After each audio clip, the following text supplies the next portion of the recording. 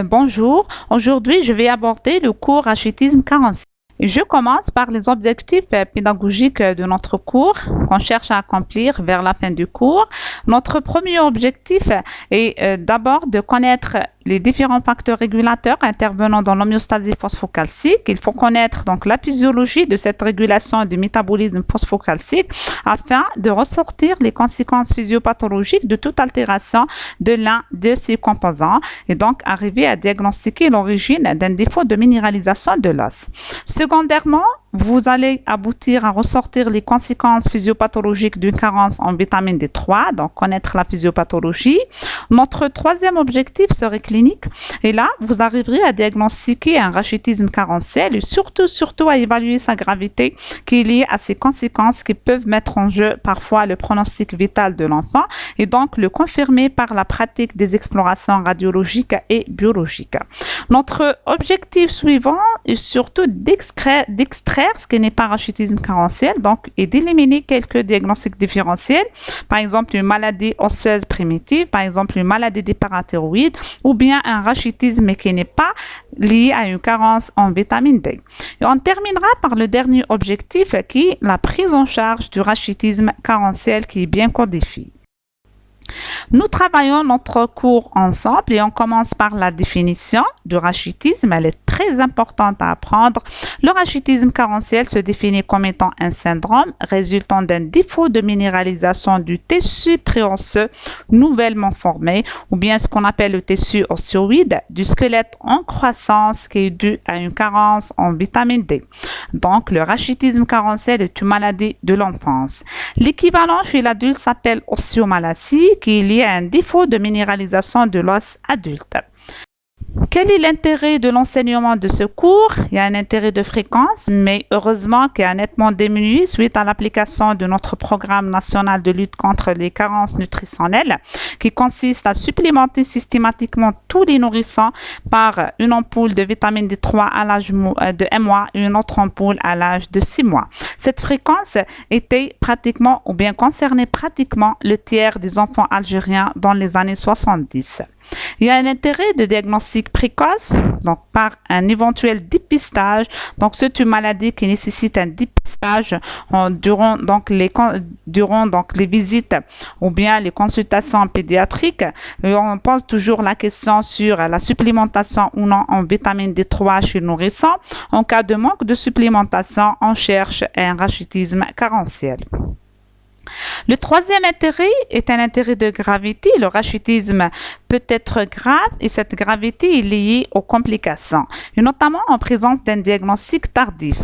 Ces complications peuvent mettre en jeu le pronostic vital de l'enfant, notamment les complications respiratoires liées à ce qu'on appelle le poumon rachitique, les complications neurologiques ou cardiaques secondaires à une hypocalcémie sévère, le risque infectieux. Dans le rachitisme, il y a toujours une altération de l'immunité qui expose les bébés à un risque infectieux élevé. À long terme, il y a un risque de déformation osseuse qui peuvent parfois prendre des années pour se réparer. Il y a un intérêt de prise en charge qui est bien codifié. Il y a un intérêt de prévention qui est très facile, qui est accessible, qui est peu coûteuse. Pour la physiologie de la vitamine D, ses origines sont représentées majoritairement par la synthèse cutanée et secondairement par l'apport alimentaire. Au niveau cutané, son précurseur, le 7-dihydrocholestérol, se liquéfie des rayons ultraviolets, va se transformer en provitamine D3, qui va subir une autre transformation sous l'effet d'un processus thermique pour donner la vitamine D3 qui est une vitamine liposoluble ou bien cholécalciférol. Cette production cutanée représente plus de 80% des ressources de la vitamine D. La deuxième ressource est représentée par l'apport alimentaire. On peut apporter la vitamine D sous forme de vitamine D2 ou bien ergocalciférol qui est d'origine végétale et qu'on trouve dans quelques types de champignons et dans quelques types de céréales.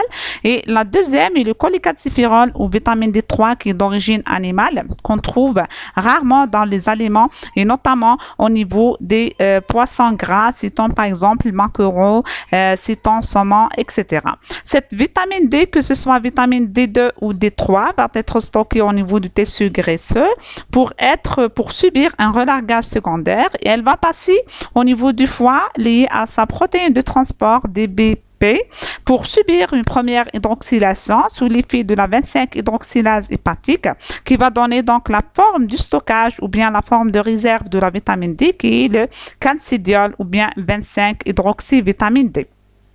Cette forme de stockage va passer encore une autre fois, mais cette fois ici au niveau du rein pour subir une deuxième hydroxylation sous l'effet de la alpha-hydroxylase produite par les cellules tubulaires du tube contourné proximal et qui va donner par conséquence la forme active de la vitamine D qui est le calcitriol ou bien M25-hydroxyvitamine D. Cette forme active est sous l'effet d'une régulation multifactorielle. À ce niveau-là, il y a l'effet de la PTH, la parathormone produite par les glandes parathyroïdes, qui stimule cette hydroxylation de la vitamine D au niveau rénal. Donc, elle a un effet positif sur cette production de la vitamine D active. Cependant, la vitamine D dans sa forme active a un feedback négatif sur la production de la PTH.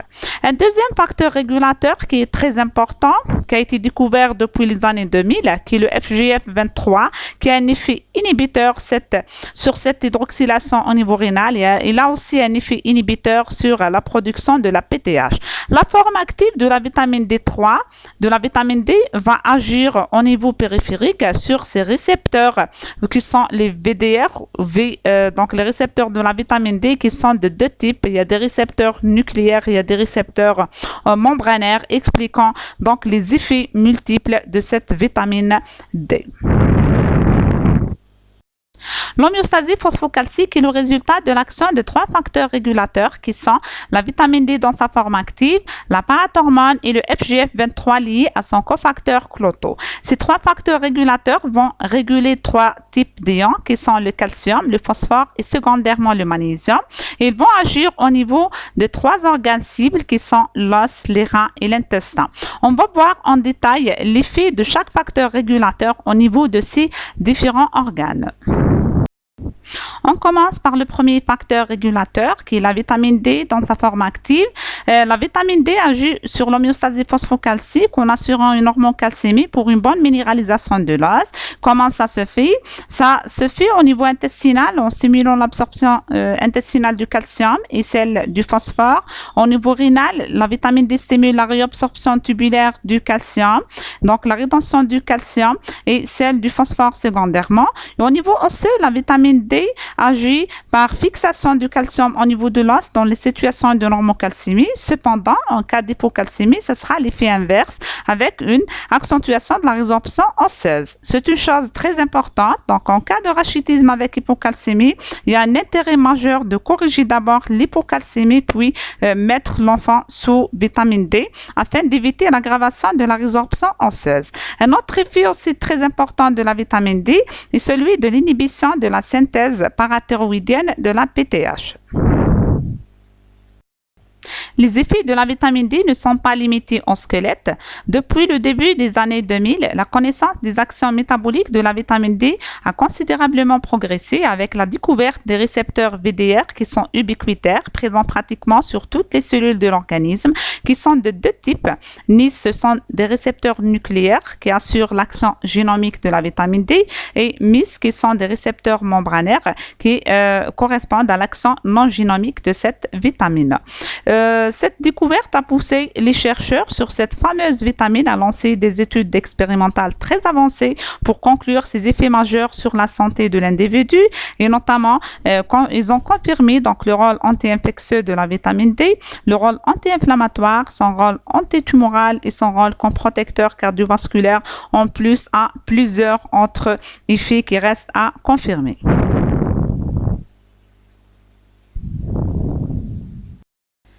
La deuxième hormone régulatrice est représentée par la PTH. La PTH est un polypeptide de 84 acides aminés sécrété par les glandes parathyroïdes. La PTH est une hormone hypercalcémiante et hypophosphatémiante, dont son régulateur principal est représenté par le calcium ionisé via son récepteur au niveau des cellules des parathyroïdes, CAR. Donc, toute situation d'hypocalcémie stimule la sécrétion de la PTH. Secondairement, d'autres régulateurs peuvent influencer sa sécrétion, citant les phosphate. En cas d'hyperphosphatémie, elle inhibe la sécrétion. L'hyperphosphatémie inhibe la sécrétion de la PTH et toute hypomagnésémie profonde freine sa sécrétion aussi. Et donc, c'est l'intérêt de doser le magnésium dans les situations de perturbation majeure du bilan phosphocalcique. Maintenant, quelles sont les actions de la PTH? Elle agit au niveau rénal en stimulant la réabsorption tubulaire du calcium et en inhibant celle des phosphates. Elle agit sur la synthèse rénale de la vitamine D dans sa forme active. Et au niveau de l'os, elle provoque une résorption osseuse lorsque l'organisme est en situation de déficit en calcium. Et elle stimule la synthèse locale osseuse du FGF23.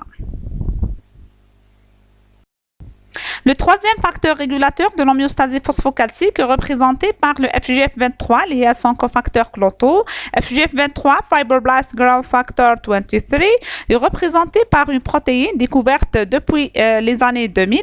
Le FGF23 est produit par les ostéocytes et secondairement par les ostéoblastes. Il représente un acteur majeur de l'axe os parathyroïde rang. Le FGF23 lié à son récepteur FGF23R et à son cofacteur Cloto représente le complexe actif qui va agir au niveau de ces récepteurs, essentiellement au niveau de l'os, au niveau rénal et au niveau des parathyroïdes ainsi que d'autres organes. Au niveau rénal, le FGF23 lié à son cofacteur inhibe la alpha-hydroxylase, donc il diminue la forme active de la vitamine D et stimule la 24-hydroxylase pour aboutir à la production des formes inactives de la vitamine D. En plus, il inhibe l'absorption des phosphates et actuellement, il y a une mutation activatrice du FGF23 qui est confirmée en cause du rachitisme hypophosphatémique. Au niveau des parathyroïdes, il y a un effet inhibiteur sur la production de la PTH et stimule localement la alpha-hydroxylase. Donc, ce qui accentue l'effet inhibiteur sur la PTH. Donc, l'inhibition de la PTH est un effet majeur du FGF23. Au niveau osseux, les effets restent à confirmer vu les résultats contradictoires des études in vitro et en vivo, mais essentiellement in vivo, les études confirmaient l'effet positif du FGF23 sur la minéralisation osseuse. La production du FGF23 au niveau de l'os reste sous l'effet d'un rétrocontrôle positif de la vitamine D, de la PTH, du calcium et du phosphore. Donc, les conséquences de la carence en vitamine D3 sont représentées essentiellement par une balance phosphocalcique négative. La vitamine D agit au niveau intestinal en provoquant une absorption intestinale du calcium et du phosphore, et au niveau rénal en provoquant une réabsorption du calcium et du phosphore. Donc, son absence entraîne une hypocalcémie avec une hypophosphatémie. L'hypocalcémie, à son tour, va stimuler la production de la PTH au niveau des glandes parathyroïdes. Donc, c'est une hyperparathyroïdie secondaire qui va encore entraîner une résorption osseuse importante qui aggrave les signes osseux du rachitisme. Sans oublier le rôle majeur de la vitamine D au niveau de l'os, qui est la minéralisation du tissu préosseux. En cas de manque en vitamine D3, il y aura par conséquent une persistance de la multiplication des cellules cartilagineuses sans minéralisation, ce qui va entraîner un allongement anarchique au niveau des extrémités d'isolant qui s'exprime par un élargissement palpable au niveau des extrémités des isolants. Et pour son effet au niveau musculaire, la carence en vitamine D entraîne par conséquent une hypotonie, un retard des acquisitions motrices, aussi bien un retard de croissance. Passons maintenant à l'étape diagnostique du rachitisme carentiel. On avait parlé de l'intérêt du dépistage systématique du rachitisme carentiel chez le nourrisson. Et bien sûr, il n'y a pas de bilan à faire pour le dépister, mais ce sont surtout des facteurs de risque qu'on doit chercher systématiquement pour évoquer une carence en vitamine D. Commençons par l'âge. Les nourrissons âgés de 6 à 18 mois ont plus de risques de rachitisme carentiel, vu plusieurs explications. Premièrement, le type d'alimentation. Le lait maternel est très pauvre en vitamine D. Deuxièmement, le manque d'ensoleillement parfois total durant cette tranche d'âge, surtout prolongée. Et surtout, troisièmement, la forte vélocité de croissance. De la naissance à l'âge de 12 mois, le bébé gagne pratiquement 25 cm et donc ce gain important nécessite des besoins quand même assez importants en vitamine D. En présence d'un nouveau-né de petit poids de naissance ou prématuré, le risque du rachitisme carentiel est multiplié parce que les réserves sont très faibles. En présence d'une mère carencée en vitamine D durant le 3e trimestre de grossesse non supplémentée surtout, le nouveau-né aura des réserves très faibles avec un risque élevé de développer un rachitisme carentiel précoce, parfois très symptomatique et très grave, en absence de supplémentation. Toute perturbation des étapes du métabolisme de la vitamine D peut entraîner par conséquence un rachitisme carentiel allant de la peau, donc en cas de situation d'hyperpigmentation cutanée, les enfants à peau pigmentée ont plus de risques de rachitisme carentiel, passant à l'intestin, les pathologies qui altèrent l'absorption intestinale, donc toute situation de malabsorption entraîne par conséquence une baisse importante des réserves en vitamine D, les pathologies hépatiques chroniques, notamment les syndromes de cholestase chronique, citons aussi la mucoviscidose, altère la 2e hydroxylation et donc il y aura par conséquence une réduction importante des réserves. Les maladies rénales chroniques qui entraînent une altération de la 2e activation rénale, etc. Mais pas seulement ça, il y a quelques médicaments qui peuvent interférer avec le métabolisme de la vitamine D, surtout en accélérant son catabolisme, notamment les anticonvulsivants, par exemple le phénobarbital, carbimazépine, phénotoïne, mais aussi la rifampicine. Donc, chez les enfants recevant ce type de médicaments, cherchez systématiquement une carence en vitamine D et la supplémenter. Pour pouvoir synthétiser la vitamine D au niveau cutané, cela nécessite un type d'onde bien précisé en longueur, allant de 290 à 315 nanomètres en intensité, pour pouvoir déclencher la cascade de transformation du 7-hydroxycholestérol et avoir la synthèse de la vitamine D au niveau cutané. Donc, citant dans ces facteurs environnementaux, la saison, par exemple, en hiver, ce type d'onde est pratiquement nul, explique le risque élevé de rachitisme carentiel durant cette saison. Donc, on les voit beaucoup plus en été et en printemps. La latitude, la haute altitude aussi sont des facteurs de risque. L'heure d'exposition au soleil, notamment avant 10 heures du matin, après 17 heures. Ce type d'onde est peu présent donc dans ces horaires-là. Les habitudes alimentaires, notamment les enfants qui ne reçoivent pas des aliments riches en vitamine D, les habitudes vestimentaires, les enfants trop couverts sont des enfants à haut risque du rachitisme. Notamment dans nos conditions, le manque de prophylaxie antirachitique, on consulte toujours le carnet de santé du bébé et on vérifie est-ce que ce bébé a bénéficié d'une prise de la vitamine D3 à l'âge de 1 mois à 6 mois ou non. Parfois, cette prise de vitamine D est faite, mais malheureusement très mal faite, surtout pour la vitamine D donnée au biberon.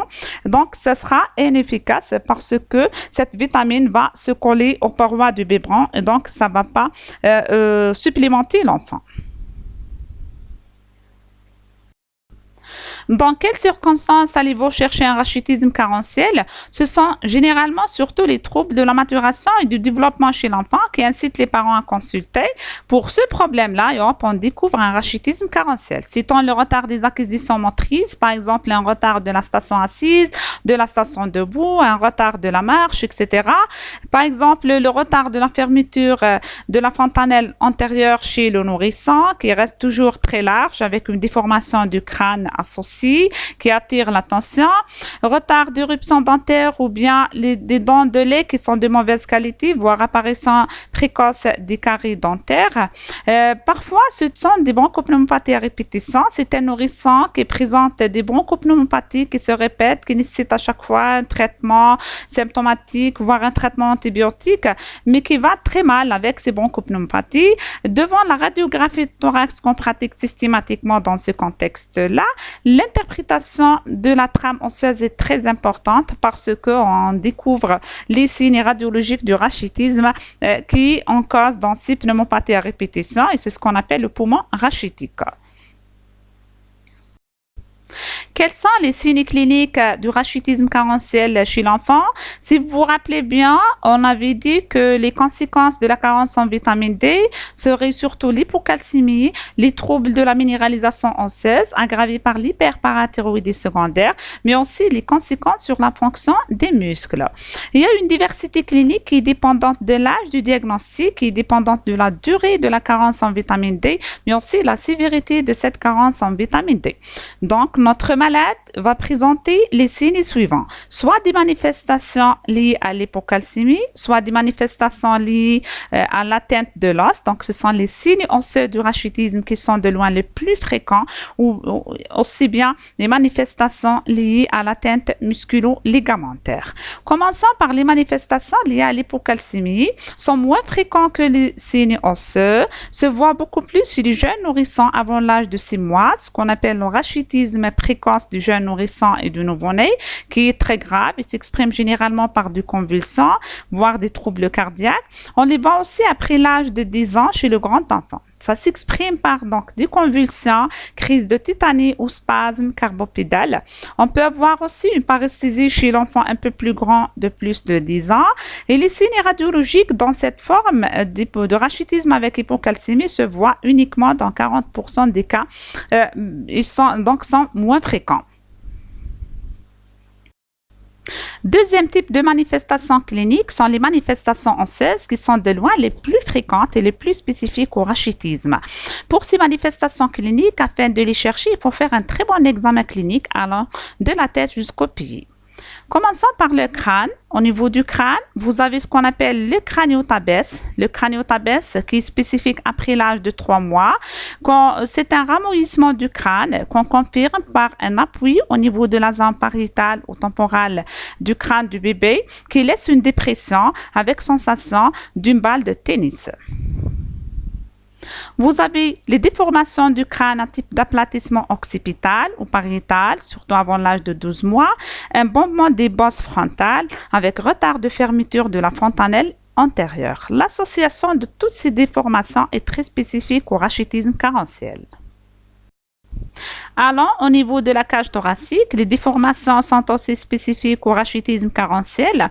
Vous voyez sur la photo, il y a un élargissement au niveau des extrémités chondrocostales qui donne par conséquence l'apparition de synodosités successives qui sont bien limitées, qui sont palpables et visibles. Ça, c'est ce qu'on appelle le chapelet costal qui reflète la présence d'un rachitisme quand même avancé et sévère. En plus, à cet chapelet costal, on peut avoir d'autres altérations de la cage thoracique, notamment l'aspect en carène avec un élargissement important de la base thoracique, associant parfois asymétrie thoracique qui est en rapport avec un trouble de la ventilation.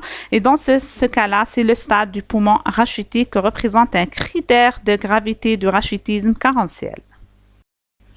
Poursuivons notre examen clinique à la recherche des signes cliniques osseux du rachitisme. Cette fois ici, au niveau des membres, on peut avoir ce qu'on appelle une nouure métaphysaire au niveau des extrémités des isolants qui sont en rapport avec l'élargissement cartilagineux qui est palpable, voire parfois visible au niveau des extrémités, notamment au niveau des poignets et des chevilles.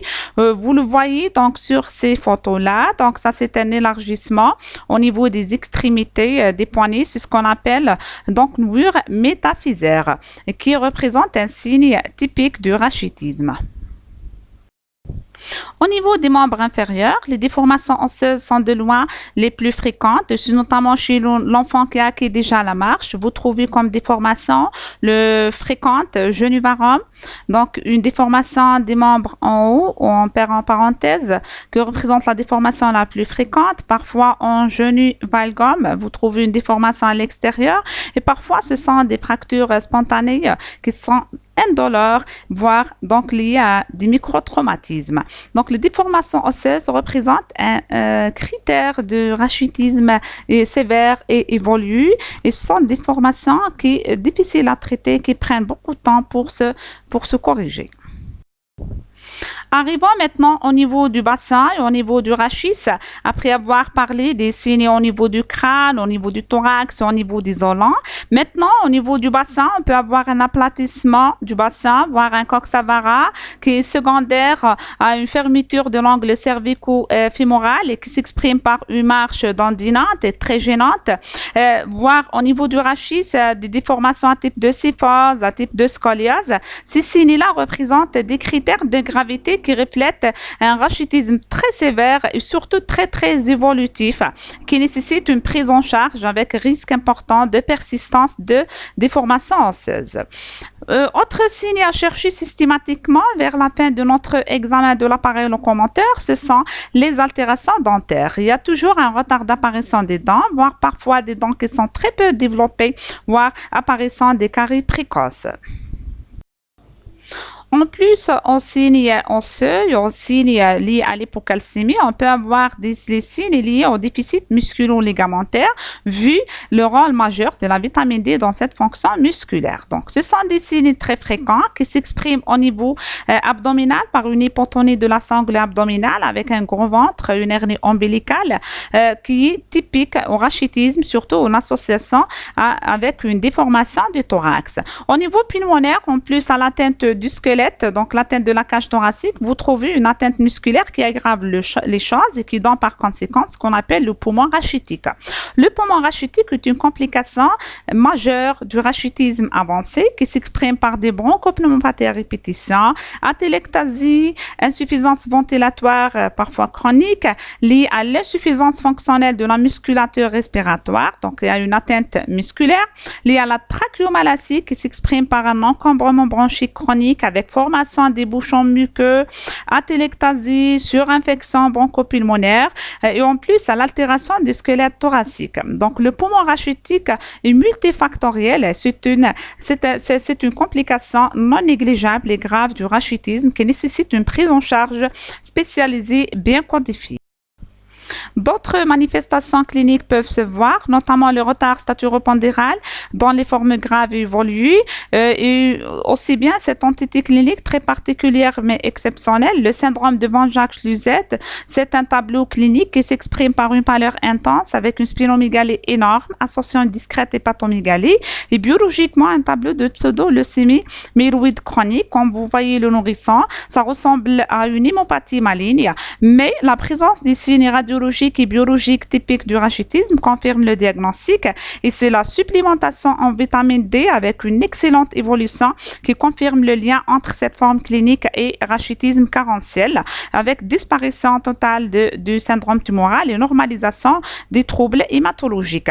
Et ça confirme le lien ou bien le rôle majeur de la vitamine D dans la prolifération des cellules de la ligne myloïde. Donc, devant tout tableau de rachitisme carentiel et même en cas de suspicion seulement, il faut faire rapidement un bilan radiologique. Pourquoi? Parce que les signes radiologiques sont précoces et précèdent les signes cliniques. Ces signes radiologiques sont de 3 ordres. Vous avez les signes métaphysaires, là où vous trouvez des lésions importantes au niveau des métaphyses qui sont les plus précoces et les plus spécifiques et les plus constants. Secondairement, vous avez des signes épiphysaires qui touchent les points d'ossification. Et tertiairement, vous avez les signes diaphysaires, notamment dans les rachitismes avancés. Commençons par les signes métaphysaires. Devant cette radio faite chez un malade atteint de rachitisme, on va voir ces différents signes. Alors, vous trouvez un élargissement des bases métaphysaires. Vous voyez ici, avec aspect en cupule. Donc, dans ce qu'on appelle le toit de pagode, aspect flou et dentelé de ces métaphyses. Il y a un aspect flou et dentelé avec des prolongements latéraux, ce qu'on appelle en bec. Donc, ce sont des becs, ces prolongements latéraux en bec, associés à un élargissement de cette zone radiotransparente. Donc, c'est un signe typique du rachitisme carentiel pour lequel on doit chercher d'autres signes associés. Au niveau des épiphyses, le rachitisme s'exprime par une anomalie de l'ossification avec le retard d'apparition des points d'ossification qui sont des points à contours flous et irréguliers qui sont en rapport avec ce défaut d'ossification. Vous voyez sur cette radio les images métaphysaires qui sont plus claires avec cet aspect dentelé des métaphyses typiques au rachitisme. Arrivons au niveau des ondes diaphysaires. Ces signes diaphysaires sont plus tardifs par rapport aux autres signes et qui sont un type de diminution de la densité osseuse qui s'exprime par un amincissement des corticales avec un index cortico-diaphysaire inférieur à 0,5. Vous trouvez un aspect parfois de cortical feuilleté. Vous trouvez des déformations osseuses à type de Coxa-Vara, de Genu-Vara et parfois vous trouvez autres signes comme les pseudo-fractures de Looser-Milkman. Vous voyez sur cette radio la fracture, ça c'est une fracture spontanée entrant dans le cadre du rachitisme. Les enfants rachitiques peuvent développer des fractures spontanément, voire suite au microtraumatisme. En plus de fractures spontanées ou secondaires au microtraumatisme qui touchent les enfants, on peut avoir cet aspect qui s'appelle pseudo-fracture de Looser-Milkman qui s'exprime par une ligne perpendiculaire par rapport à la corticale des enfants. Toujours pour les images radiologiques du rachitisme, mais cette fois ici au niveau du crâne. La radio du crâne objective un défaut de minéralisation de la base du crâne, une voûte crânienne qui amincit avec un retard d'ossification des sutures.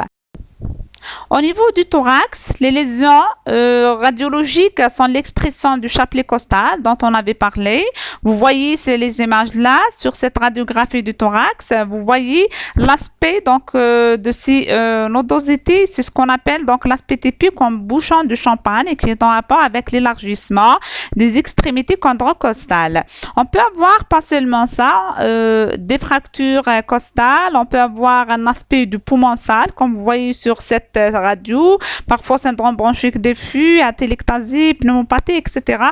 Donc, sur la radiographie du thorax, il faut chercher les signes du rachitisme et les complications pulmonaires aussi.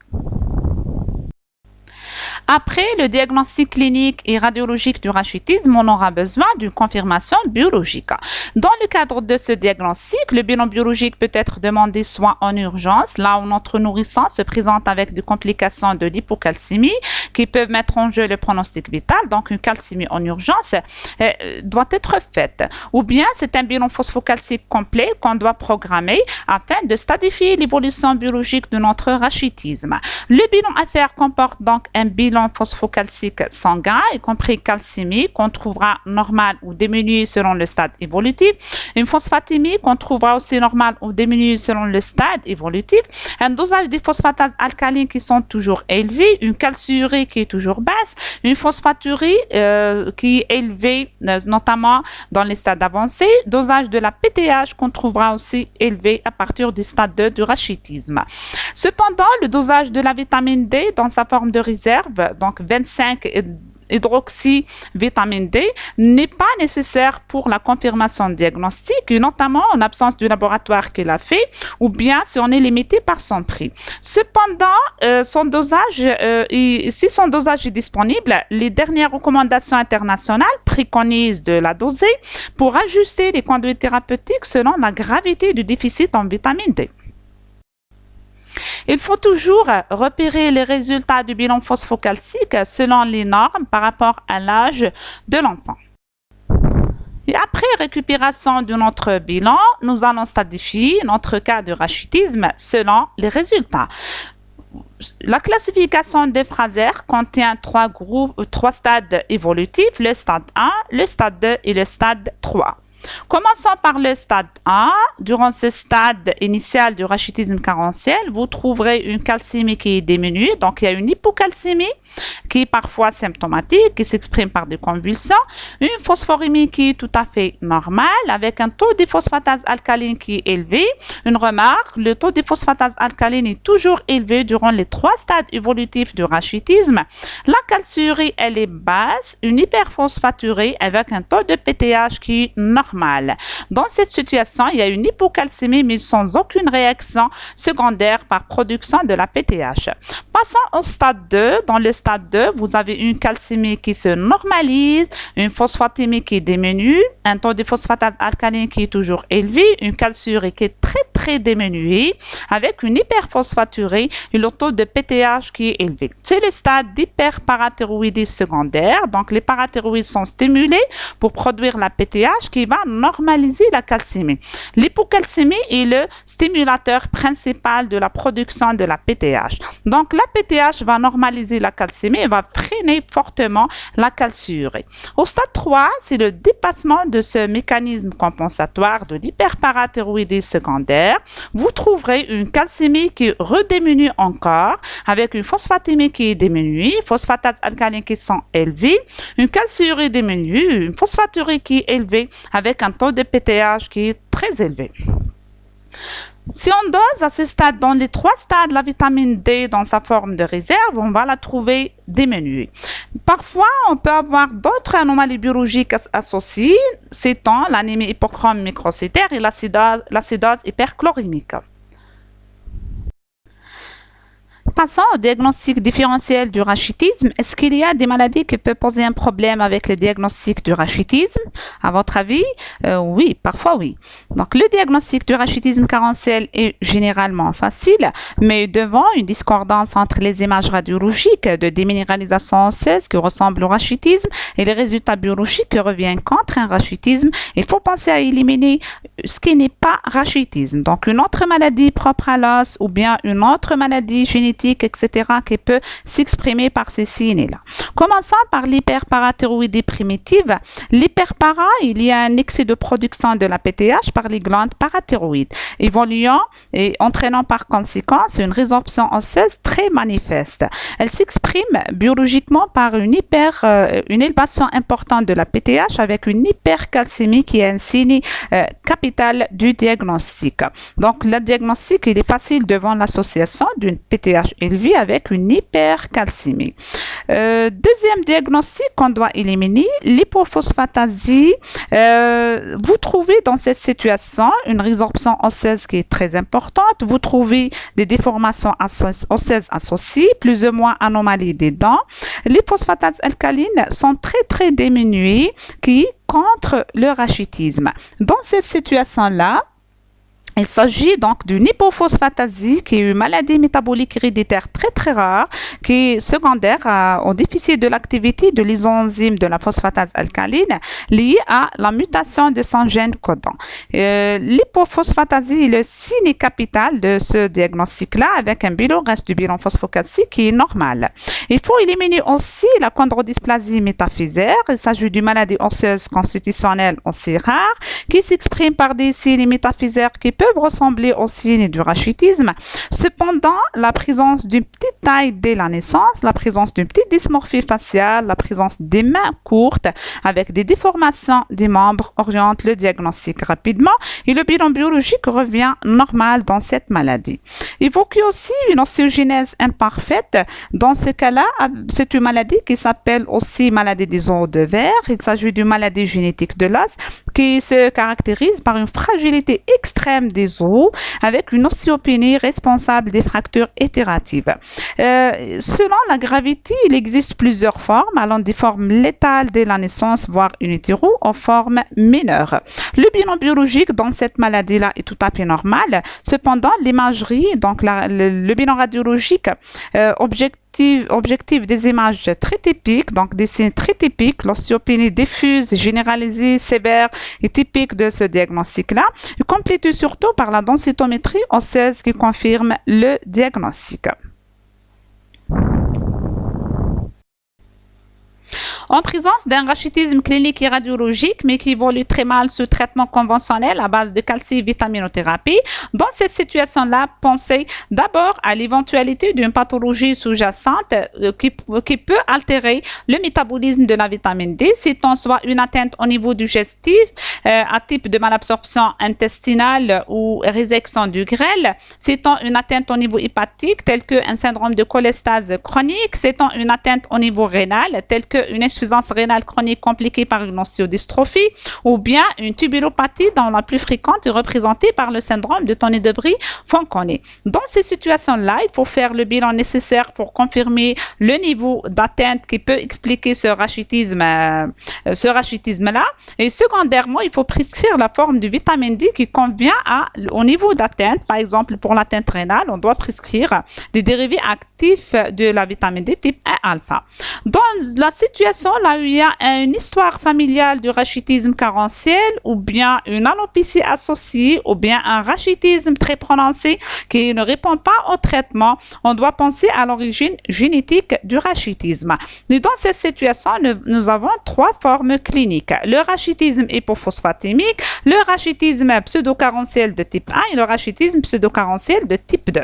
Pour les rachitismes hypophosphatémiques, Et il est lié à un défaut de la réabsorption tubulaire des phosphates dont plusieurs mutations sont confirmées, citant la mutation activatrice du FGF23, citant des formes liées à l'X, il y a des formes sporadiques, etc. Dans cette situation, le signe biologique le plus constant est représenté surtout par l'hypophosphatémie, avec le reste du bilan qui est normal, une calcémie normale, des phosphatases alcalines élevées, mais réserve de la vitamine D qui sont normaux et forme active de la vitamine D qui est aussi normale. En présence d'un taux de FGF23 élevé, cela nous incite à chercher une mutation activatrice du FGF23.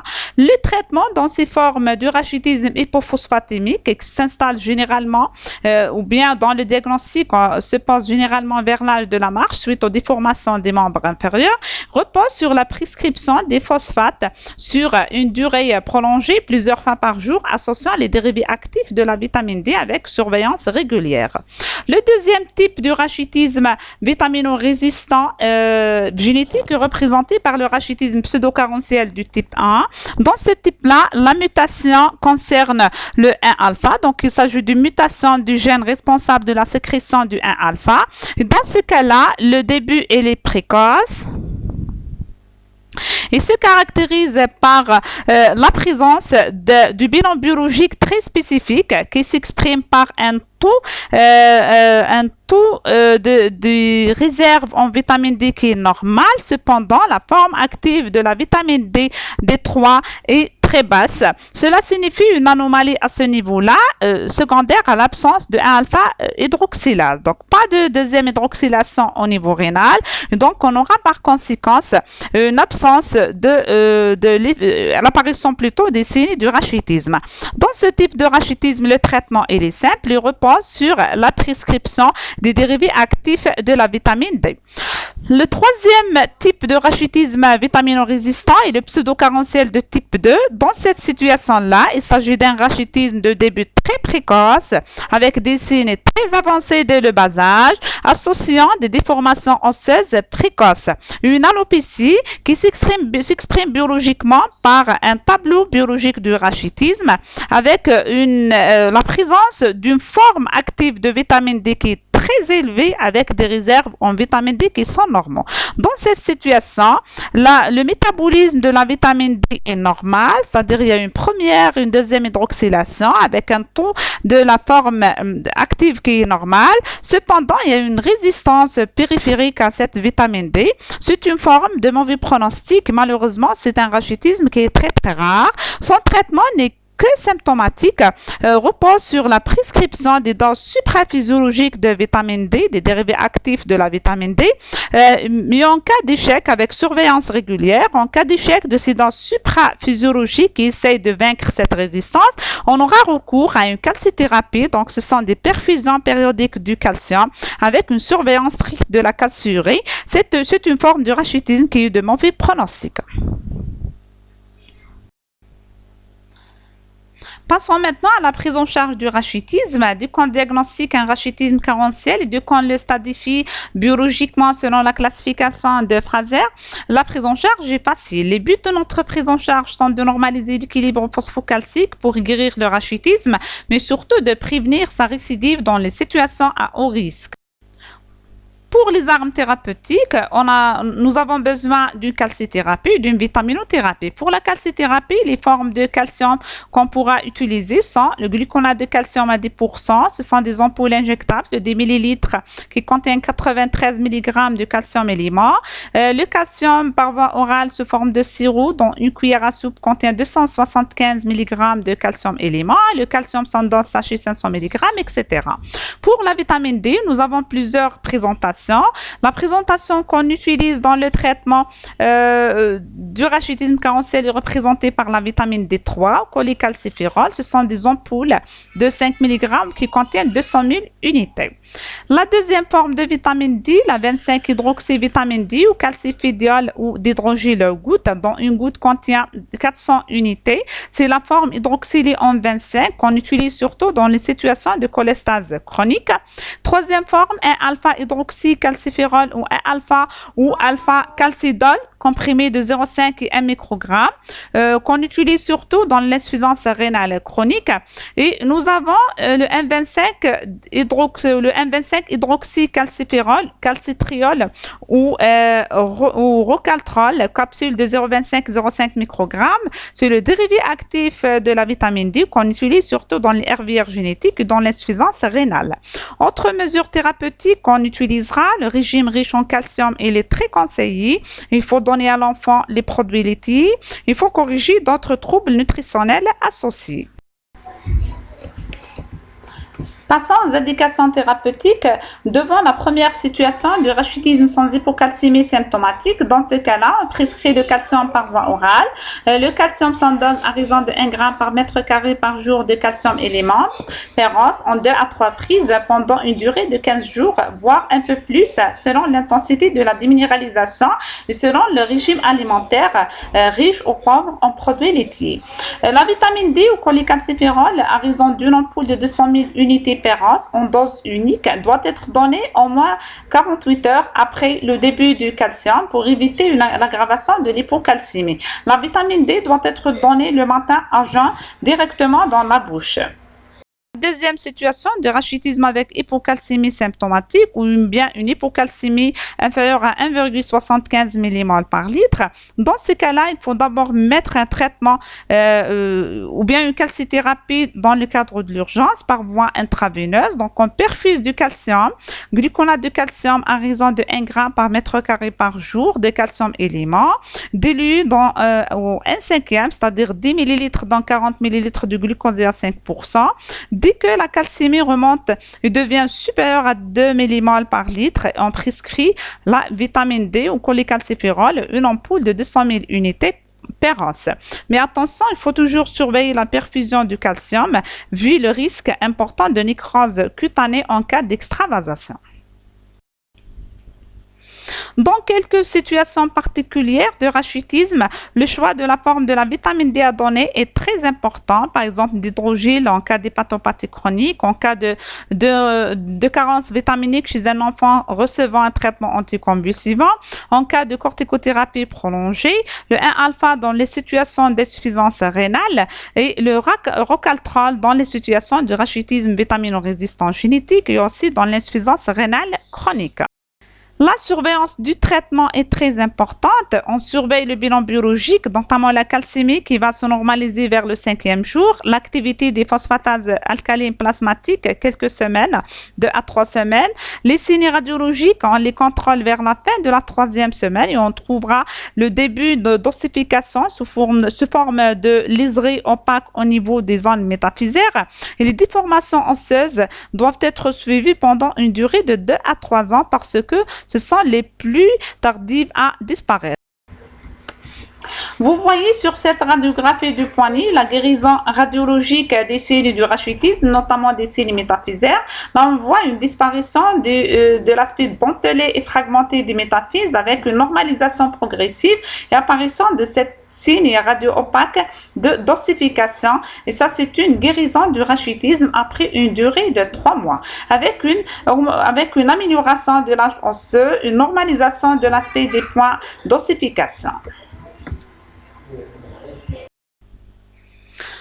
Et on termine notre cours par la prévention. La prévention du rachitisme est la responsabilité de tout praticien et ça nécessite surtout le conseil d'exposer les nourrissons au soleil pendant au moins 10 à 15 minutes par jour afin de bénéficier des rayons ultraviolets et de la synthèse donc de la vitamine D au niveau cutané. Intérêt aussi de supplémenter systématiquement tous les nouveau-nés à risque, notamment les prématurés, les petits pois de naissance par un hydrosol polyvitaminique à raison de 10 gouttes par jour dès le G7 de vie extra-utérine et intérêt aussi d'appliquer rigoureusement notre programme national algérien de lutte contre le rachitisme qui consiste à supplémenter